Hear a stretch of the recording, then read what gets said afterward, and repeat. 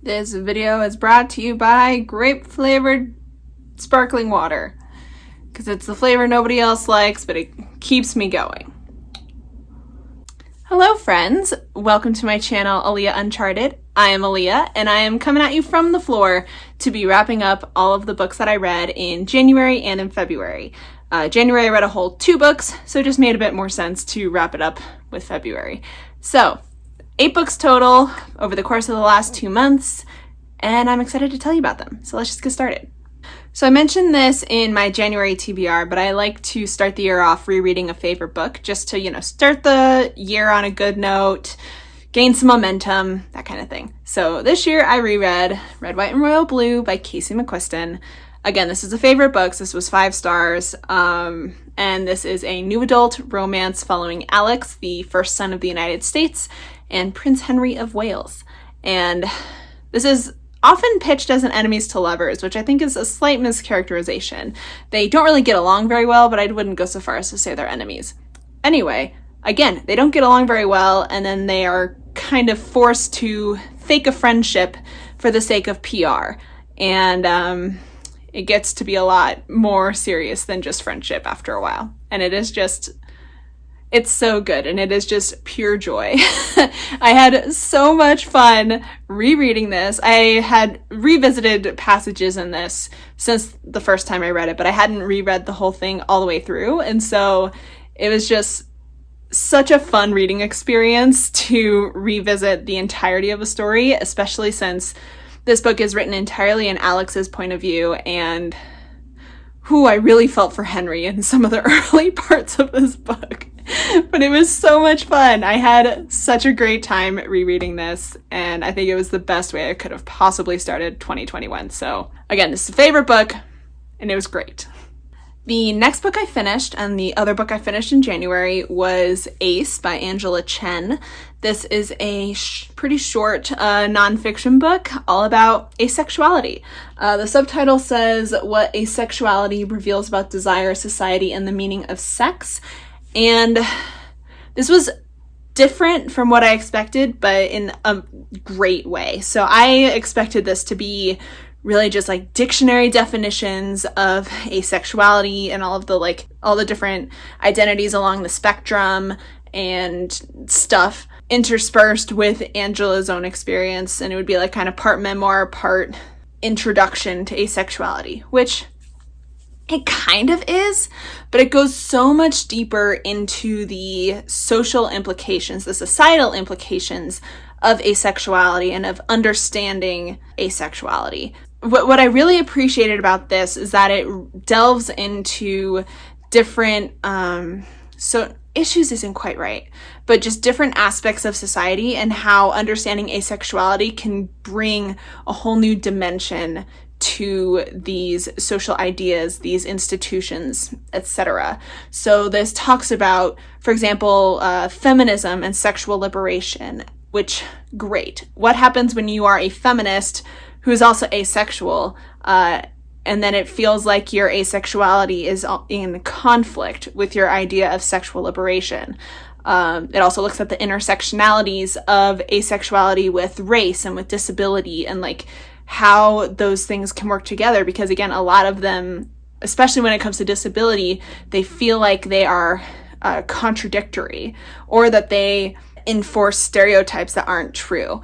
There's so much in here, and I think that Angela Chen did an excellent job of showing the nuance of these discussions. You can tell she did a whole lot of research. She did a lot of different interviews with different kinds of asexual people with a swath of different experiences all along the asexual spectrum to really give a bit more of a well-balanced and well-rounded explanation of these things. So I highly recommend this. I thought it was really, really great.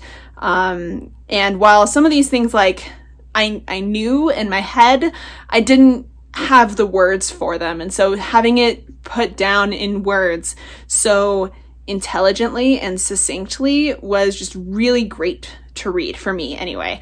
So I would highly recommend this if you are at all interested or curious as to what asexuality is or what it means, because sometimes it can get confusing, and I think that this puts it in a very easy to understand and accessible way. So I gave this 4 stars, would highly recommend if you're at all interested.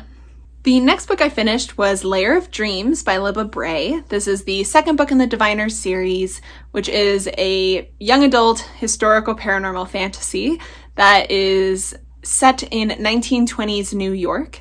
I can't really go a whole lot into the plot for this because it is a sequel, but the first book, again, is set in the 1920s. We're following a group of teenagers who are diviners, so they have different abilities. I can't really call them magic abilities, but they have just different abilities. One of the main characters, Evie O'Neill, she can read objects, so she'll touch an object, concentrate really hard, and be able to see the history of that object and the people who have owned it, etc.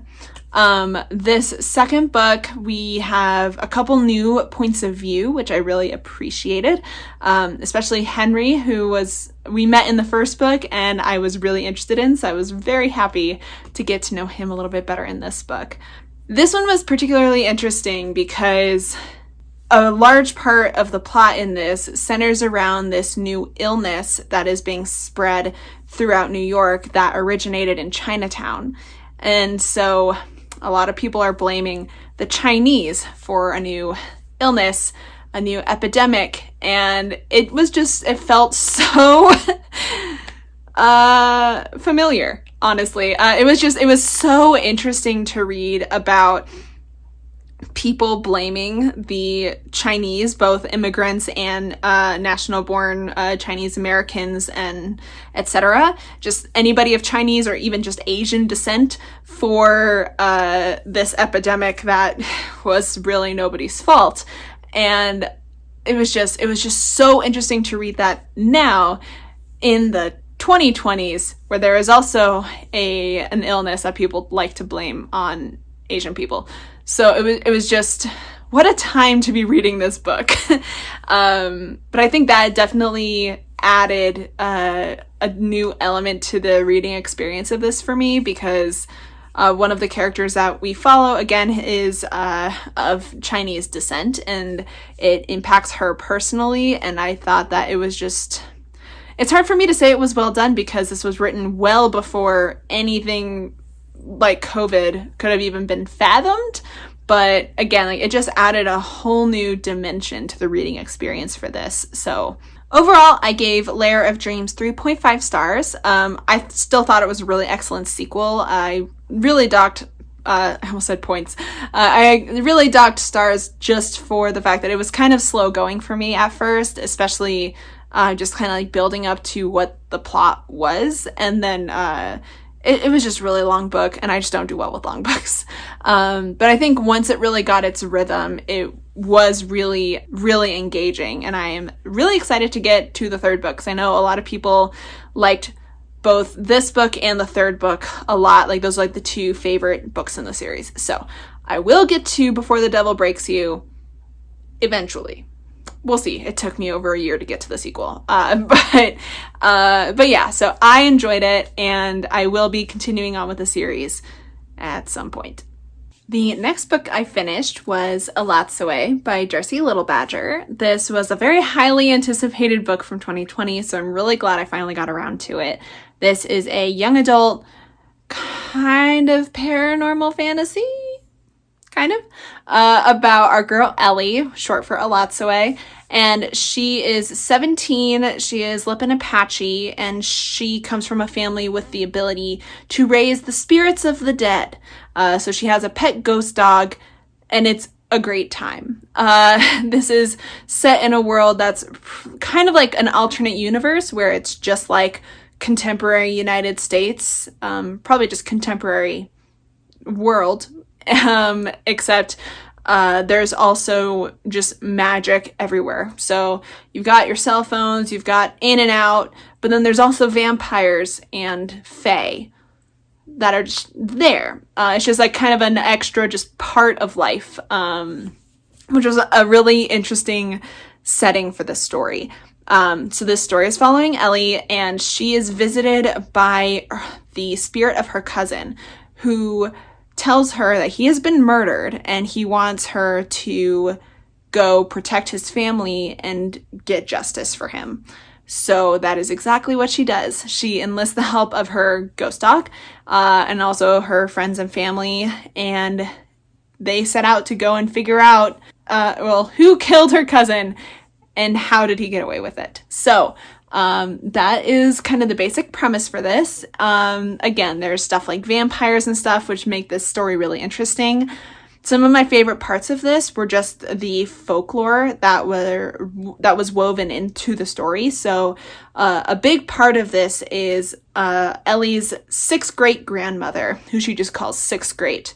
And she is an ancestor in her line who was incredibly powerful, where there are just stories written about her encountering different creatures and how she overcame them, essentially, and had an army of ghost dogs and stuff like that. And so hearing these stories just sprinkled in throughout it was just so much fun and so fascinating to read about. That was one of my favorite parts of the entire story. So I really, really loved that. And the characters themselves are just really cool. I loved Ellie as a character. She is asexual on page, which is really cool. But that's not really a huge part of it though. Like, she's just a very much, she's powerful. She's excited to really hone her skills and to use this this journey, this task, this quest, if you will, to really use her skills in a good way, and also to grow in them. So yeah, this was just really, really fun. My only big qualm about this is it's written kind of young. I had to keep reminding myself actively that Ellie is supposed to be 17, because otherwise I would have pictured her a couple years younger. It reads like just the prose reads a little bit on the younger end of YA. But I still think that it was very well written. I think it was very engaging, and I was really excited to know what was going to happen next. How were they going to do whatever they needed to do, etc. It was just really, really fun overall. I thought all the characters were really cool, and just all of the ghost animals. There's so many ghost animals, and I loved them. But yeah, anyway, this was just a really, really fun time. I guess the only other thing would be, if we had gotten to know about this world a little bit more, like a little bit more world building would have been great. But I still thought it was a whole lot of fun to just have them talk casually about fairy circles, something like it was just done so casually and cavalierly that it just didn't feel like it needed to be explained, although I would still like to know the details, So overall, I gave this 4 stars. This was very fun to read, and I'm really glad I finally got to it. The next book I finished was The Midnight Library by Matt Haig. I originally listened to this on audio, and I then had to buy my own copy. So I loved it. Anyway, let's get into what this is. So this is an adult... Would you call this a fantasy? It's mostly contemporary, but with a little bit of a fantastical element to it kind of book, following a woman named Nora. She's living in the UK. She's in her 30s, I think, and she is just not having a good time. She feels like she made all the wrong decisions in her life and everything sucks. And so she decides to end things. And then she wakes up in this library, and she does not know what this is. And so this is the Midnight Library. And it is a place that exists between life and death. And it is filled with books that lead to a life that she could have lived if she had done one thing differently. So Nora, with the help of the librarian, which serves as her spirit guide, has the opportunity to try or to see what her life would have been like if she had done one thing differently. And once she finds the life that she thinks is her perfect life, is the life that she was supposed to lead, she can just stay there indefinitely and just move to alternate reality Nora and then live her life as she thinks it was supposed to be. And so that's what the story is. This is Nora pretty much just trying on all of these lives that she could have led if she had done one thing differently, if she had married this dude, if she had studied this thing in college, you know, all of these different things, like from the really big decisions to the really small decisions and how they impact the trajectory of her life. And I thought it was just so good and so well done. I loved this so much. Nora's character is one where she's very endearing to follow because she's not necessarily even the most likable character. She has her moments, but she's also kind of like, well, obviously she's a bit of a bummer because she's not in a really great mental state right now, but she, you know, sometimes she just doesn't do things you think she should do. But you're rooting for her anyway. You want her to find her right life during the whole thing because you want her to live and to be happy. And I think this was just done so well to show character development, to show lessons learned, and it didn't feel preachy to me or anything at all. I know during the winter season, one of my favorite movies to watch, if not my favorite movie to watch, is It's a Wonderful Life, and this gave me similar vibes. So if you like It's a Wonderful Life, definitely pick this up.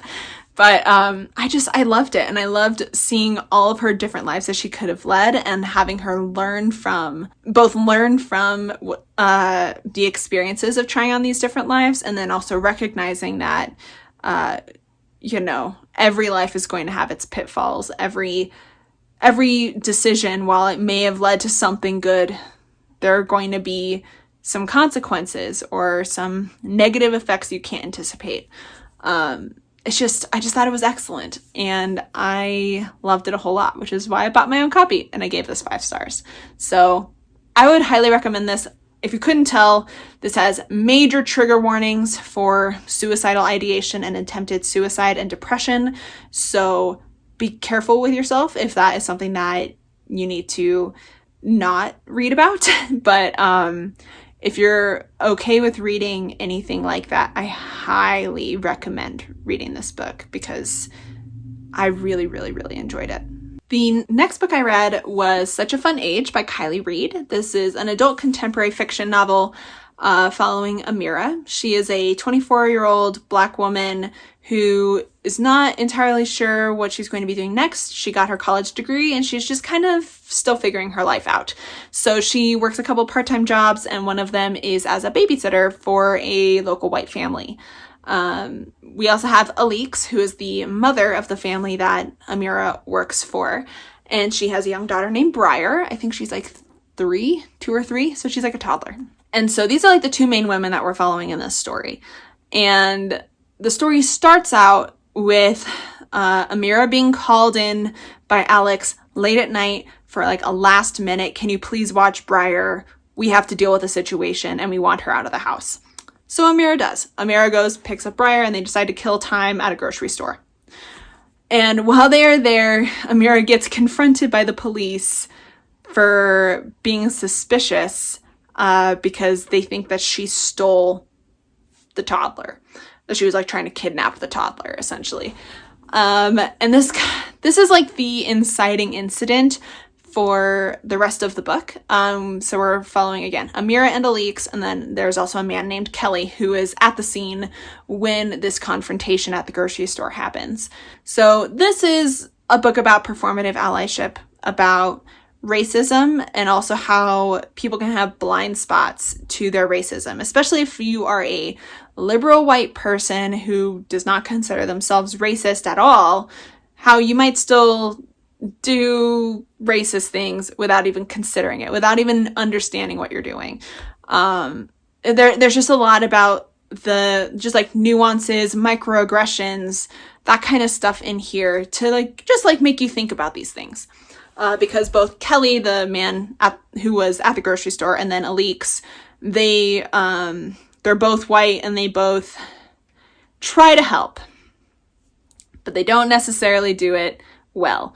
So, this is an interesting and kind of difficult book for me to talk about because I think I have conflicting feelings on this.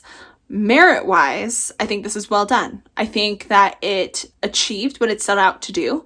I think the message is well done, and I appreciated the things that it was saying, and I also really liked Amira's character. Apparently, a lot of other people on Goodreads don't like Amira's character for some reason. I couldn't quite get why. I think they were like bored by her or something like that she seemed a little bit more one-dimensional or something. I thought she was very relatable as somebody who, you know, I'm in my 20s. I'm a little bit older than Amira, but not much. And so I understand kind of where she's coming from. So I actually really liked her character. I think it was relatable. So yeah, anyway, I think the merits of this book are great. Just personally, I was so bored. My reading experience was not great. And I nearly DNF'd this book a couple different times, because I was really bored at the beginning. Like, at least the first half of this book, I nearly DNF'd this book a couple different times because I didn't care. I didn't care about what was happening. But more than that, for me, it felt like it felt kind of directionless. I didn't see where the plot was going, and it felt like I was like, I don't understand why what's happening matters. I don't understand why things are happening. And I didn't care enough to keep going. Obviously, I did keep going and I finished the book. And I think, you know, the last third of this book is definitely the strongest part of this book. You know, it got to a point where I was actually like interested to see how this ended, because it gets messy. It does get messy, but like I really enjoyed the last third of this book. Just the first half to 2/3 of this book, I was just really bored. So I don't know, like, I think personally wasn't a great reading experience, but I would still recommend this. And I still think a lot of people could gain a lot by reading this. So I don't want to discourage anybody from reading this. And I know that I think I'm an outlier in terms of my reading experience on this, because I know a lot of other people have said that they read this all in one sitting and that like they couldn't put it down from page 1. So, you know, take what I say with a grain of salt. I would still give it a shot if I were you. I gave it 3.5 stars because, again, I think that it did a good job in doing what it set out to do, and in the message it was trying to convey. I just wasn't really into it for the most part, but I got there. So anyway, check it out if you're interested, because I do think that this has its audience. It just maybe wasn't me. The next thing I read was a novella. It's called Once Ghosted, Twice Shy by Alyssa Cole. This is a novella in the Reluctant Royals series, the first one being A Princess in Theory. And I read A Princess in Theory last year, and I really enjoyed myself with it. So, A Princess in Theory is about a girl named Naledi who gets an email that she is betrothed to an African prince, and she thinks it's a total scam, because obviously, except it is entirely real. And so this African prince, I don't even remember his name, but he comes over to New York to court her and to try to get her to agree to marry him. So that's kind of the basic premise of A Princess in Theory. And the prince, when he comes over to New York, also comes with his bodyguard / assistant / overall badass, and her name is Elatsoe. And Elatsoe is our main character for this novella. During the events of A Princess in Theory, Elatsoe found herself with a good amount of time in New York City, and so she ended up having a fling with this woman named Fabiola. And they were really hitting it off, having a good time, and then all of a sudden Fabiola totally ghosted her. And it hit Elatsoe pretty hard.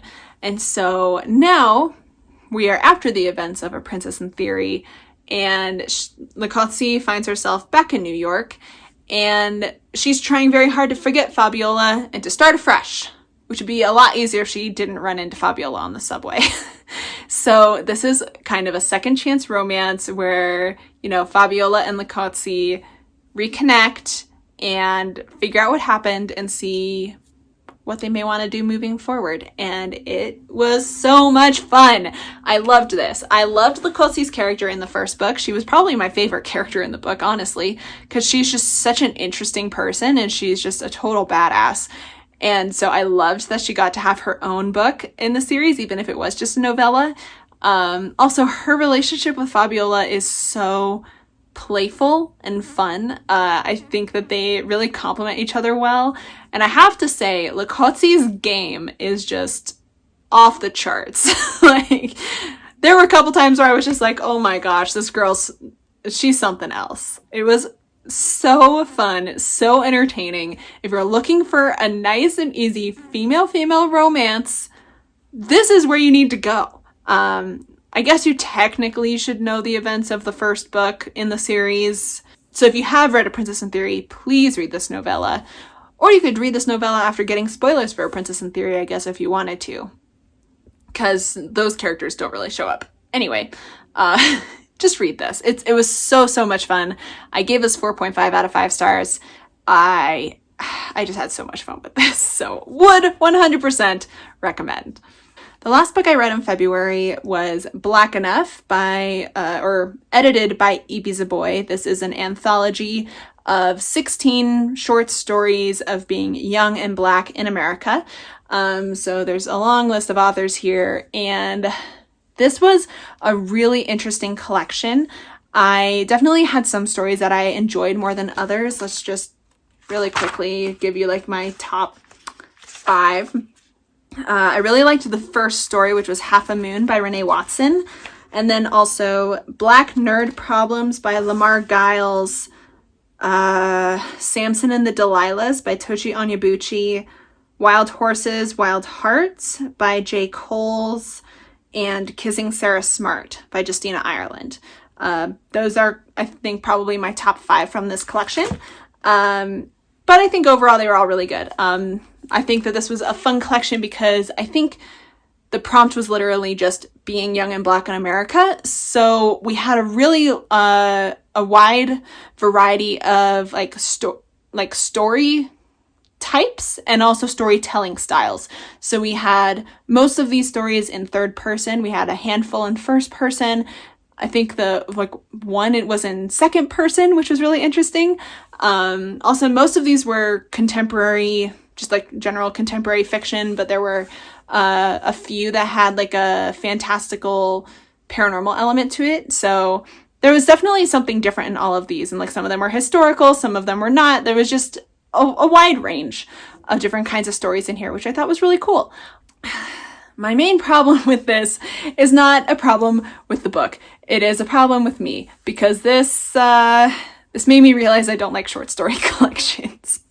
Because the stories I really enjoyed, I was really upset that they were only short stories and that I wasn't going to actually read a full length book of these. And so I think it was that's entirely a me problem. I probably should have figured this out earlier, but it was unsatisfying to me to only have like 20, 30-ish pages of this story and then have it stop.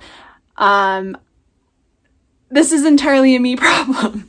But the stories I read, I enjoyed, most of the stories in here, I actually actively enjoyed. And so that's why it was just extra upsetting that they were only short stories.